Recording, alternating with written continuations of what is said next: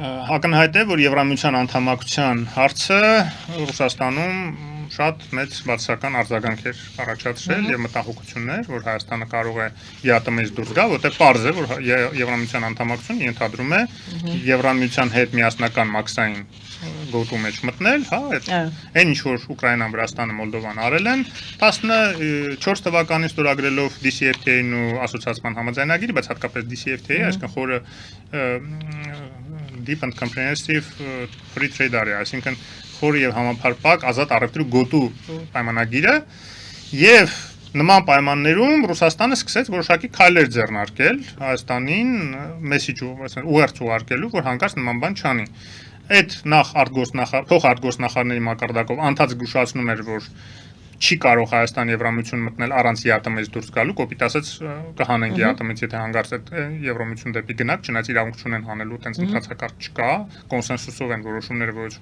որոշումներ կայացվում ԵԱՏՄ-ում, այսինքն Հայաստանն էլ պետք է համաձայնվի, բայց պարզ է, որ եթե դուրս են գալու, բանը մտնելու ենք Եվրամիություն, ԵԱՏՄ-ից պետք է դուրս գանք։ Շուտ մաքսային գոտենի անհամապատասխան։ Ուրիշ հարց է, որ մենք ինքներս պետք է որոշենք երբ դուրս գանք, քանի որ փուլերի հարց կա։ Այնպես չի, որ մենք դիմեցինք Եվրամիության անդամակցության, միանգամից մտանք մաքսային գոտի Եվրամիության հետ, այնտեղ փուլեր կա։ Ոնց որ Ուկրաինան, Մոլդովան եւ այլն անցան։ Բայց ամեն դեպքում հասկանում ենք նաեւ, որ ինչքան էլ մենք տեսականորեն զուտ իրավական տեսակետից այդ իրավունք ունենք ինքներս որոշենք երբ դուրս գանք այնտեղից, բայց իրենք կարող են այնպիսի ճնշումներ գործադրել, որ զորով դուրս գանք, այսինքն փակեն լրիվ սահմանները, առևտուրը փակեն դե ուզես չուզես, եթե առևտուր չես անում հետները մնում ես ինչ անես, հա, հասկացնել որ դուրս արի։ Բայց բացի այդ փոխարտգործնախարարների ուղերձներից, նաև Սամվել Կարապետյանը այնտեղ մի հատ մեծ ֆորում հրավիրեց, եթե հիշում եք, եւ մի հատ թուղթ էին դրել դեմը, տեքստ երևի էլ նույն արտգործնախարարությունից Ռուսաստանի, որը կարդում էր, որ անթույլատրելի է, որ Հայաստանը դուրս գա ԵԱՏՄ-ից եւ գնա Եվրամիություն եւ այլն, հա։ Այդ ծաղիկներն էր այն շարժման, որը պետք է կազմակերպեր Սամվել Կարապետյանը Հայաստանում եւ որը մասամբ կանխվեց, երբ որ ինքը նաեւ ավելի բացահայտ արտահայտվեց, որ իրենց ձևով պետք է այստեղ ինչ որ միջամտեն քաղաքականությանը, այսինքն ոչ քաղաքական ձևերով, քանի որ քաղաքական ձևերին հակադրվելով էր ինքը ասում իրենց ձևերի մասին, ինչը հիմք հանդիսացավ իրեն ուրեմն մեկուսացնելու եւ կլանավորելու համար։ Եվ որոշակիորեն այդ ռուսական արշավը ալիքը որոշակիորեն սահմանափակելու, ոչ թե կանխելու, որտեղ ամեն դեպքում դեռ ինչ որ այդպես շարժեր գնում է եւ այդ գումարները բերելու են, ծախսելու են Հայաստանը ռուսական գավառ սարքելու գործում եւ դրա գլխավոր դրոշակակիրը երկուսն են Ռոբերտ Քոչարյան, Սամվել Կարապետյան, հա, Իվանիշվիլիի տարբերակ են ուզում այստեղ աշխատացնեն, բոլորի համար հասկանալի։ Բայց ամեն դեպքում Հայաստանի իշխանությունները կարծես թե հետևողական են դեպի Եվրամիության անդամակցության գործում եւ իմ համար բացահայտում էր ժամկետների հարցը, որ Արադ Միրզոյանը ասեց, որտեվ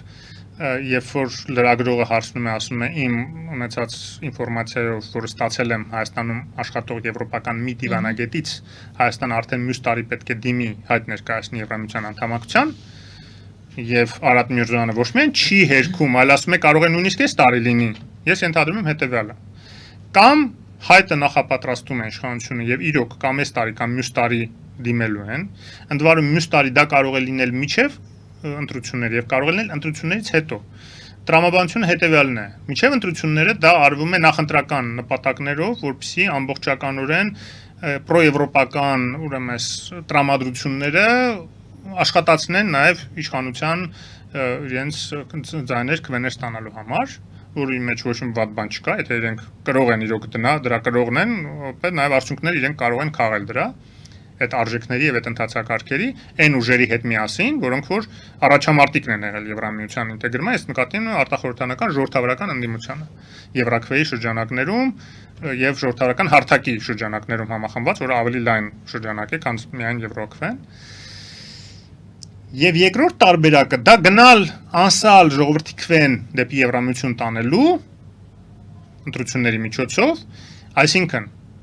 ոնց պետք է անսա, այսինքն ոչ թե հայտն է ներկայացնում միջև ընտրությունները իշխանությունը Եվրամիության անդամակցության, այլ նախընտրական ծրագրի մեջ է մտցնում այդ հայտը ներկայացնելու գաղափարը անմիջապես ընտրություններից հետո։ Եվ ասում է, ժողովուրդ, եթե դու ուզում ես, ես հիմա չեմ անում այդ քայլը,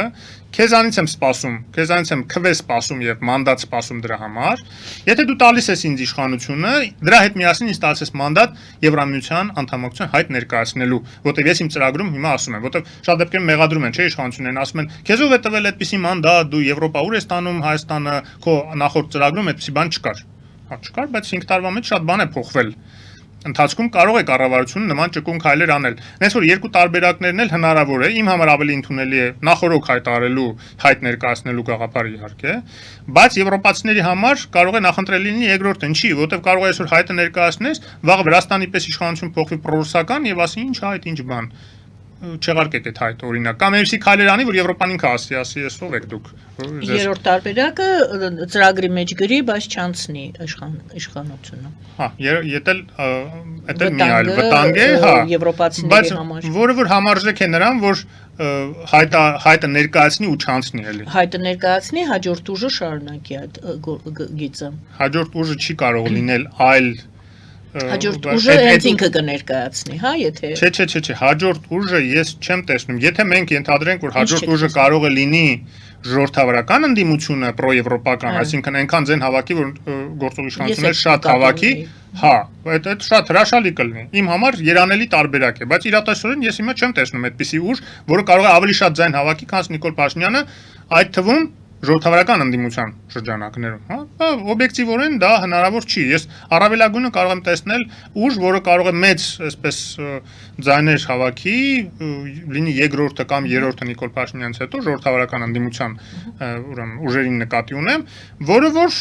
կամ կդառնա ժողովրդավարական ընդդիմություն հենց նաև պարլամենտում եւ վերջապես մենք կունենանք այնտեղ արժեքավոր արժանի ընդդիմություն պարլամենտում կամ եթե դրա կարիքը լինի եւ պարզ լինի որ առանց կոալիցիայի հնարավոր չի որ ուրեմն ժողովրդավարական ուժերի իշխանություն ձևավորեն, այսինքն Նիկոլ Փաշինյանը 50% չհավաքի, մտնի Նիկոլ Փաշինյանի հետ կոալիցիայի մեջ եւ եթե հավաքի բավականաչափ այո, եւ նաև դրանով վերահսկի եւ ինչ որ ավելի լուրջ ռեֆորմների պարտադրանք բերի այդ կառավարության մեջ, այն ինչ որ գործող իշխանության մոտ այդքան էլ լավ չի ստացվում, տեսնում ենք, հա։ Այսինքն ես տեսնում եմ այդ սցենարները Արադ Միրզոյանի ասացի մեջ այդ բոլոր սցենարներն էլ տեսանելի են։ Իմ համար կարևորը այն է, որ նաև թե դրա ժամկետները սահմանվեցին, այսինքն մենք մյուս տարի ունենում ենք այդ հայտը, ընտրությունից առաջ կամ ընտրությունից հետո ամենաուշը։ Կամ այս տարի, եթե այս տարի է լինելու, չեմ կարծում, այս տարի մենք Եվրամիության հայտ ներկայացնենք։ Առավելագույնը կարող է այս տարի հրճակում լինի հենց իմ ասացի, այսինքն ծրագրի մեջ, իշխող կուսակցության նախընտրական ծրագրի մեջ մտցնելու մասին հրճակում լինի, որ մենք հայտի գաղափարը Եվրամիության անդամակցության հայտ ներկայացնելու գաղափարը մտցնելու ենք մեր ծրագրի մեջ։ Այդ դա կլինի այս տարվա քայլ, ինձ թվում է, հա։ Այդ ուղղակի այսպես կանխատեսում դա